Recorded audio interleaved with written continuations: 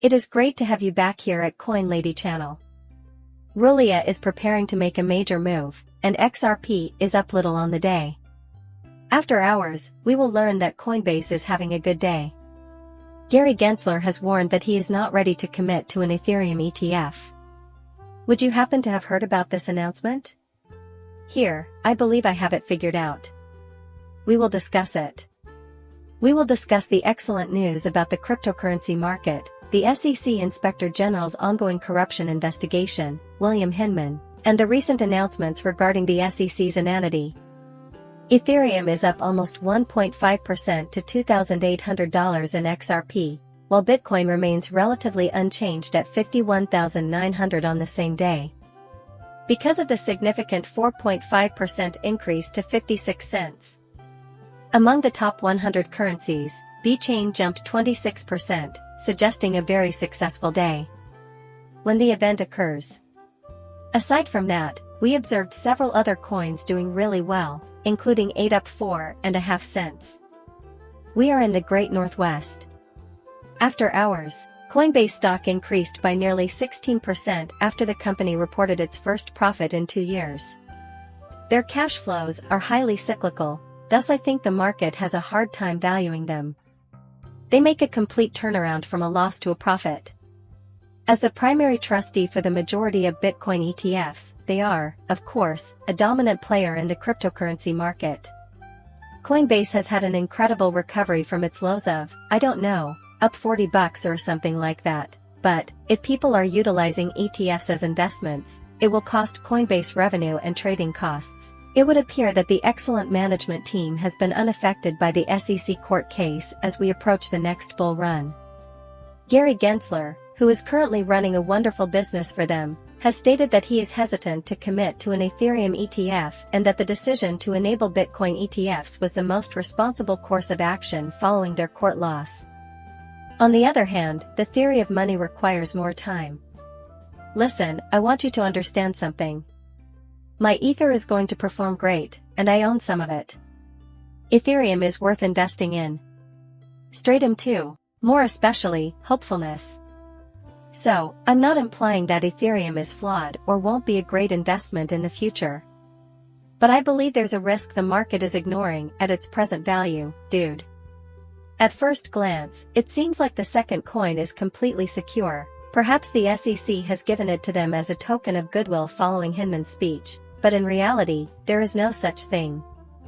I don't anticipate the SEC to act like the vipers they are and pursue Ethereum, especially since it isn't official. But you have no idea. Plus, there's no assurance. Additionally, I believe many individuals are pricing Ethereum as though it were assured. The second and, in my opinion, most troubling aspect is the abundance of competitors. Nobody is making serious efforts to create a cryptocurrency that can truly compare to Bitcoin. For the most part, nobody is attempting to create a cryptocurrency that can compete with XRP. I should know better. I've been an XRP investor for a while, and I can see how this might not be the best spot to build. Some fantastic, extremely competent blockchains already exist, but everyone, is attempting to construct a competitive, smart contract blockchain. The outcome of this is uncertain to me. What do you think about the crypto holy trinity, Bitcoin, Ethereum, and XRP, if something is going to be surpassed in its industry? If any of those three were to collapse, my prediction would be that Ethereum would maintain its position as the first smart contract blockchain indefinitely into the future, despite the fact that it faces the greatest threat from its rivals. The decision is ultimately up to the investors, you know. However, I do not believe that the market has adequately taken into account the possibility that someone will run them down. Finally, the environment is massive and intricate. Additionally, you may encounter difficulties. And they've never missed a beat with these updates, they're really nailing it with Ethereum. However, it doesn't rule out the possibility of future problems. Always keep that in mind. At these valuations, I would prefer to invest in Bitcoin rather than more Ethereum. I think there are hazards that people overlook just because Ethereum has been so strong and reliable for so long. Okay, so this major announcement from Ripple keeps popping up. It's been nothing, and it's coming any day. Not much has happened, but I believe I have a clue. This is what it is, and the people who are dropping hints about it make me believe it's true. This has been hinted to by a former employee, and there have been other influences with more links to Ripple than I do. We also had someone who worked with Ripple before. In my opinion, that means there is some real substance there. In addition, I anticipate that it will be a stable coin. Doing the clawback thing is all about that. They are not bringing that up. So, it seems like there's a rationale for the fact that no-name token 6000 can have clawbacks. Typically, the capacity to clawback funds is a need for stable coin issuers. In my opinion, that is their destination. And I believe that will be the announcement that follows.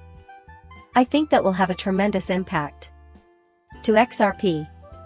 To start, I believe it will improve chain liquidity, but only if they execute it well. It is also their responsibility to make sure that different exchanges can easily trade that stable coin. Many people counter that we already have a stable cryptocurrency, and it's true. I have to utilize GitHub, and it's not really convenient that you have GitHub IO to use. I have no interest in using or even considering GitHub. But even if you did, I have no idea if it will be a major one. However, many of these exchanges could likely be convinced to add your stable coin on their platform if you have Tether or Circle USDC. Now, they develop it further if it's a significant contender, not necessarily one of the big two. Well, hey, it could be able to compete on exchanges while still getting liquidity. However, it must be a substantial stable coin, either one that they intend to develop in tandem with another entity or an established player in this market. I believe it will soon become one of the finest methods to use stable coins, like Tron, and it will be fantastic for on-chain activity and XRP's liquidity.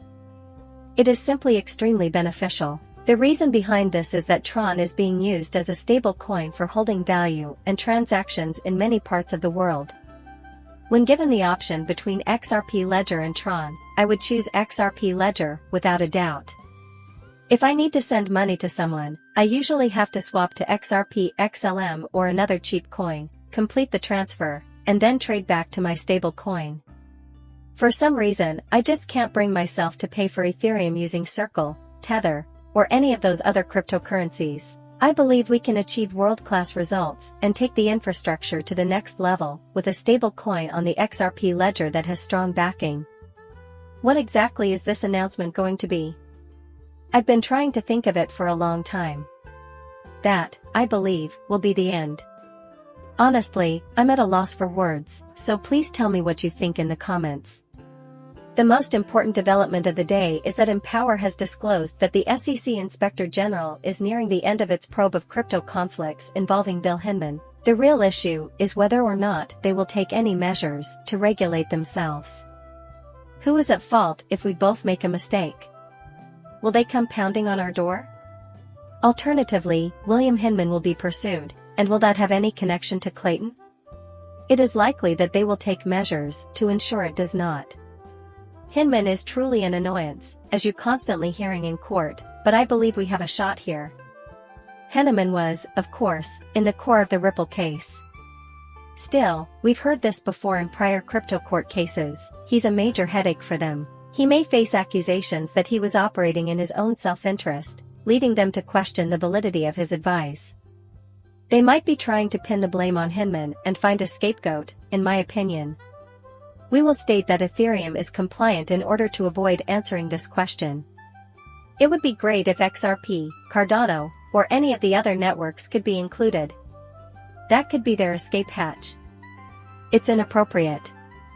Regardless, it gives off the wrong impression, as everyone is pointing out how absurd the entire setup is, finding it hard to believe that he delivered that speech and independently disproved a thesis that would have given it a huge advantage over everything else.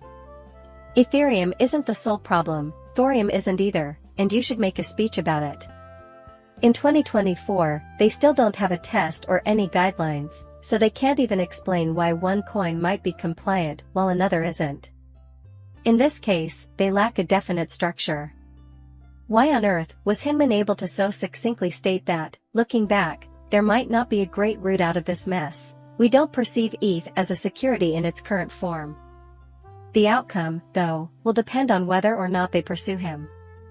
Once again, it's likely that they will seek to safeguard themselves. The criminal enterprise and racket are therefore SEC, truly and extensively consistent with previous year. The Federal Reserve is increasing the scope of its stress tests. Is an SPF failure?